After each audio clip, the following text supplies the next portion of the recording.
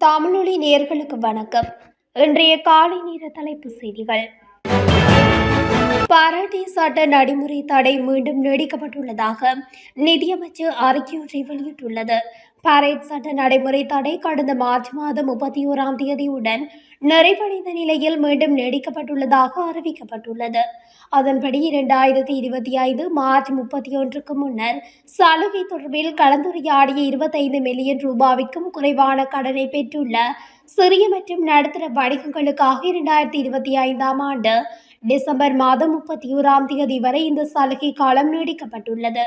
இதற்கிடையில் 25 மில்லியன் முதல் 50 மில்லியனுக்கும் இடையில் கடன் பெற்றுள்ள சிறிய மற்றும் நடுத்தர வணிகங்களுக்காக 2025 செப்டம்பர் மாதம் 30ஆம் தேதி வரை காலம் நீடிக்கப்பட்டுள்ளது.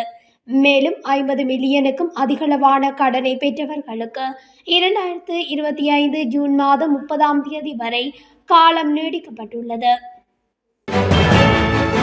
நாடு முழுவதும் பொது பாதுகாப்பு குழுக்களை நியமிப்பது தொடர்பான சுற்றறிக்கை வெளியிடப்பட்டுள்ளது. இது பதில் போலீஸ் மா அதிபர் சட்டத்தரணி பிரியந்த வீரசூரியா அவர்களால் வெளியிடப்பட்டுள்ளது. இதன் கீழ் ஒவ்வொரு கிராம அலுவலர் பிரிவையும் உள்ளடக்கும் வகையில் 14,022 பொது பாதுகாப்பு குழுக்கள் நியமிக்கப்பட உள்ளன. ஆட்கடத்தல் குற்றச்சாட்டில் கைது செய்யப்பட்ட முன்னாள் ராஜாங்க அமைச்சர் பிள்ளையான் எனப்படும் சிவனேசதுரை சந்திரகாந்தனை 72 மணி நேரம் தடுத்து வைக்க நீதிமன்றத்தில் அனுமதி வழங்கப்பட்டுள்ளது.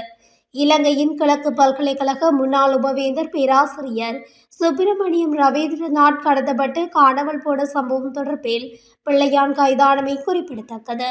இந்த கடத்தல் தொடர்பில் மேலும் பலர் கைது செய்யப்படலாம் என்றும் தெரிவிக்கப்பட்டுள்ளது. இலங்கையில் அத்தியாவசிய உணவுப் பொருட்கள் உள்ளிட்ட 500 வகையான பொருட்களின் விலைகளை குறைத்துள்ளதாக வர்த்தக அமைச்சு தெரிவித்துள்ளது. சித்திரை புத்தாண்டை முன்னிட்டு இந்த நடவடிக்கை எடுக்கப்பட்டுள்ளதாக தெரிவிக்கப்பட்டுள்ளது. அதன்படி அரிசி, டின்மீன், சிவப்பு சீனி, பெரிய வெங்காயம் உள்ளிட்ட பல்வேறு அத்தியாவசிய பொருட்களின் விலைகள் குறைக்கப்பட்டுள்ளதாகவும் வர்த்தக அமைச்சர் வசந்த சமரசிங்க தெரிவித்தார்.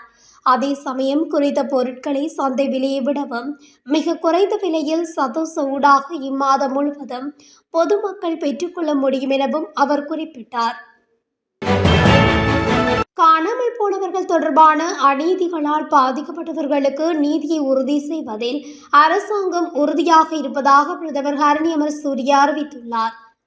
நாடாளுமன்ற உறுப்பினர் ராசமாணிக்கம் சாணக்கியன் எழுப்பிய கேள்விக்கு பதிலளிக்கும் போது பிரதமர் நேற்று நாடாளுமன்றத்தில் இதனை தெரிவித்துள்ளார். அதன்போது மேலும் கருத்து தெரிவித்த பிரதமர் ஹரணி, காணாமல் போனவர்கள் தொடர்பான பிரச்சினையால் பாதிக்கப்பட்டவர்களுக்கு நீதி வழங்குவதில் அரசாங்கம் உறுதியாக உள்ளது. மேலும் பயங்கரவாத தடுப்பு சட்டத்தை ரத்து செய்வது குறித்த பரிந்துரைகளை வழங்க நீதி அமைச்சினால் சமர்ப்பிக்கப்பட்ட முன்மொழிவுக்கு அமைச்சரவை ஒப்புதல் அளித்துள்ளதாகவும் பிரதமர் ஹரணி அமரசூரிய குறிப்பிட்டார். 4 லட்சம் பயனர்களுக்கு எதிர்வரும் ஜூன் மாதம் முதல் அஸ்வஸ்ம கொடுப்பனவு வழங்கப்படும் என ஜனாதிபதி அனுரகுமார் திசாநாயக்க தெரிவித்துள்ளார். கொட்டாவ பகுதியில் நேற்று இடம்பெற்ற மக்கள் சந்திப்பில் கலந்து கொண்டு கருத்து தெரிவிக்கும் போதே அவர் இதனை குறிப்பிட்டுள்ளார். நாட்டின் பல பகுதிகளில் இன்றைய தினம் சூரியன் உச்சம் கொடுக்கும் என வளிமண்டலவியல் திணைக்களம் தெரிவித்துள்ளது. அதன்படி இன்று நண்பகல் 12:11க்கு கத்திக்குச்சி, கலகுட்டிய, கல்மிலேவ, இபலோகம, பல்கஸ்வேவ மற்றும் ஹபரண ஆகிய பகுதிகளில் சூரியன் உச்சம் கொடுக்கும் என தெரிவிக்கப்படுகின்றது. சூரியனின் வடதிசை நோக்கிய இயக்கத்தின் காரணமாக ஏப்ரல் மாதம் 5ஆம் தேதி முதல் 14ஆம் தேதி வரை இலங்கையின் அகலாங்குகளுக்கு நேராக சூரியன் உச்சம் கொடுக்கும் என வளிமண்டலவியல் திணைக்களம் தெரிவித்துள்ளது. காளிக்கோட்டை ரெம்பாட்டு வீதியில் மதில் சுவருக்கு அருகிலுள்ள வீதியின் ஒரு பகுதி நேற்று தாளிறங்கியுள்ளது. 10 அடி அளவிலான ஒரு பகுதி இவ்வாறு தாளிறங்கியுள்ளதுடன் தாளிறங்கிய பகுதி 5 அடி ஆழமானது என தெரிவிக்கப்படுகிறது. இதன் காரணமாக தாளிறங்கிய பகுதியை மூடுவதற்கு அதிகாரிகள் நடவடிக்கை எடுத்துள்ளனர். இதற்கு முன்னர் இந்த பகுதியில் தாளிறங்குவதற்கான அடையாளங்கள் காணப்படுவதாக அதிகாரிகளுக்கு பலமுறை அறியப்படுத்தியதாகவும் மக்கள் சுட்டிக்காட்டியுள்ளனர்.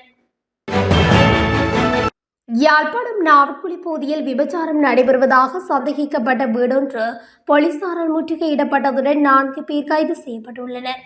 நாவற்குழி தொடர்ந்து நிலையத்திற்கு அருகாமையில் சந்தேகத்திற்கிடமான வகையில் வீட்டில் இயங்கி வந்த விபச்சார விடுதியே நேற்று யாழ் மாவட்ட குற்றத்தடுப்பு பிரிவு போலீசாரால் முற்றுகையிடப்பட்டது. இதன்போது 68 வயதான வீட்டின் உரிமையாளர் கைது செய்யப்பட்டதுடன் அளவட்டி, குருநகர், கொடிகாமம் போன்ற பிரதேசங்களைச் சேர்ந்த 40, 42, 53 வயதுடைய 3 பெண்களும் போலீசாரால் கைது செய்யப்பட்டுள்ளனர். இதனையடுத்து கைதான 4வரையும் மேலதிக விசாரணைகளுக்கு பின்னர் சாவகச்சேரி நீதவான் நீதிமன்றத்தில் முற்படுத்த போலீசார் நடவடிக்கை எடுத்துள்ளனர். வாழைச்சேனை போலீஸ் பிரிவுக்குட்பட்ட பள்ளத்துச்சேனை பேரில்லாவெளி பகுதியில் வயோதிபர் ஒருவர் கொலை செய்யப்பட்ட நிலையில் சடலமாக மீட்கப்பட்டுள்ளதாக போலீசார் தெரிவித்துள்ளனர். குறித்த சம்பவமானது நேற்றைய தினம் இடம்பெற்றுள்ளது. இதன்போது 63 வயதுடைய வயோதிபர் ஒருவரே இவ்வாறு அடித்து கொலை செய்யப்பட்டுள்ளதாக போலீசாரின் விசாரணைகளின் போது தெரிய வந்துள்ளது. அத்தோடு இந்த சம்பவத்துடன் தொடர்புடையவர்களை கைது செய்ய போலீசார் நடவடிக்கைகளை மேற்கொண்டு வருகின்றனர். கண்டி பேராதனை பிரதான வீதியில் கிங்ஸ்வுட் கல்லூரிக்கு அருகில் பாரபூதியொன்றும் முச்சக்கர வண்டியொன்றும் மோதி விபத்துக்குள்ளானதில் 12 பேர் காயமடைந்துள்ளனர்.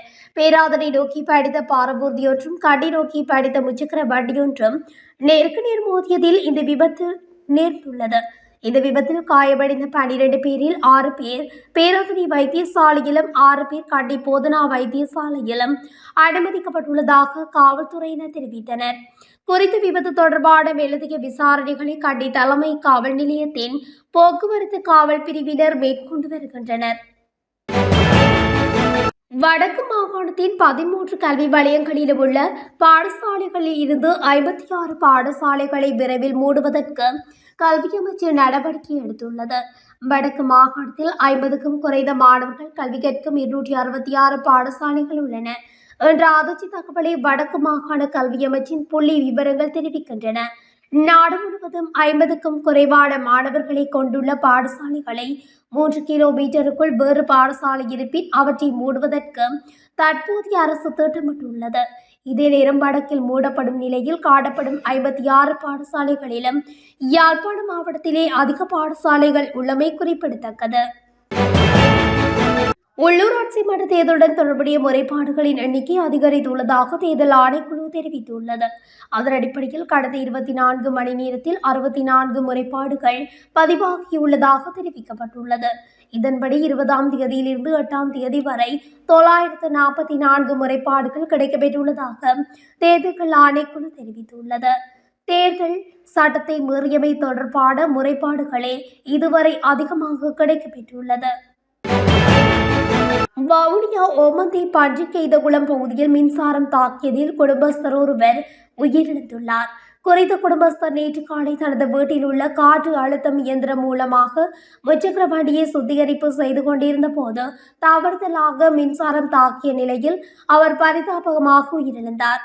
சம்பவத்தில் பன்றிக்கெய்தகுளம் பகுதியைச் சேர்ந்த 50 வயதான குடும்பஸ்தரே உயிரிழந்துள்ளார். மேலும் சம்பவம் தொடர்பாக ஓமந்தை போலீசார் மேலதிக விசாரணைகளை முன்னெடுத்து வருகின்றனர். முல்லைத்தீவு மாவட்டத்தின் நந்திக்கடல் கலப்பு பகுதியில் சட்டவிரோத தொழில் நடவடிக்கைகள் அதிகரித்திருப்பதாக கடத்தொழிலாளர்கள் தொடர்ச்சியாக முன்வைத்த குற்றச்சாட்டுக்களை தொடர்ந்து கடந்த சில மாதங்களாக கடத்தொழில் நீரியல் வள திணைக்களம், கடத்தொழில் அமைப்புகள், விசேட அதிரடிப்படை மற்றும் கடற்படை என அனைத்து தரப்பினரும் இணைந்து பல்வேறு சுற்றி வளைப்புகளையும் சட்டவிரோத தொழில் நடவடிக்கைகளை கட்டுப்படுத்த கைது நடவடிக்கைகளையும் மேற்கொண்டு வருகின்றனர். இந்த வகையில் தொடர்ச்சியாக மேற்கொள்ளப்பட்ட சுற்றி வளைப்பு மற்றும் கைது நடவடிக்கைகளில் சட்டவிரோத தொழில் நடவடிக்கைகளுக்காக பயன்படுத்தப்பட்ட உள்நாட்டு நிர்மாண வீதிகளுக்கு முரணாக தயாரிக்கப்பட்ட வெட்டு வள்ளங்கள் எனப்படுகின்ற 20 வள்ளங்கள் நீதிமன்ற உத்தரவின் அடிப்படையில் நேற்றைய தினம் தீக்கிரையாக்கப்பட்டுள்ளது. இத்துடன் தமிழொலியின் இன்றைய காலை நேர தலைப்பு செய்திகள் நிறைவடைகின்றன. தொடர்ச்சியாக செய்திகளை அறிந்து கொள்ள தமிழொலி ஊடகத்துடன் இணைந்திருங்கள். நன்றி, வணக்கம்.